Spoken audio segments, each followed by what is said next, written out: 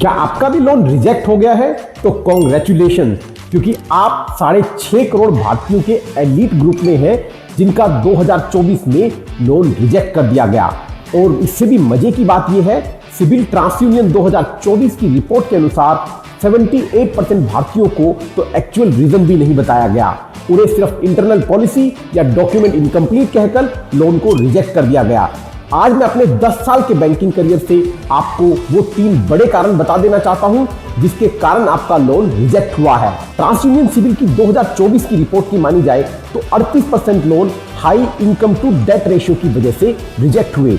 मतलब आपकी जो टोटल इनकम है उसका 40% से ज्यादा आप ऑलरेडी ईएमआई पे कर रहे हैं। इसका एक सोल्यूशन ये हो सकता है कि आप लोअर टेन्योर के लोन की बजाय बड़े टेन्योर के लोन लें ताकि आपकी ईएमआई कम हो सके।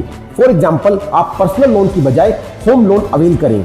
23% लोन्स को इसलिए रिजेक्ट किया गया क्योंकि कोई भी लोन की हिस्ट्री नहीं थी।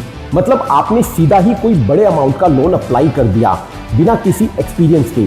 तो इसका सोल्यूशन ये है कि आप पहले छोटे लोन्स को अवेल करें, उनसे अपनी क्रेडिट हिस्ट्री बनाएं और तब जाकर एक बड़ा लोन अप्लाई करें। 18% लोन को इसलिए रिजेक्ट किया गया क्योंकि मल्टीपल हार्ड इंक्वायरीज थी।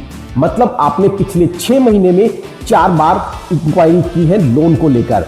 इसका सोल्यूशन ये है कि अगर आपका कोई लोन रिजेक्ट हो जाता है तो मिनिमम 6 महीने के बाद ही कोई दूसरा लोन अप्लाई करें। और आप भी अगर अपने बार बार रिजेक्ट होते लोन से परेशान हैं तो कमेंट में अपनी डिटेल्स डालें, मैं आपको सोल्यूशन देने की पूरी कोशिश करूंगा।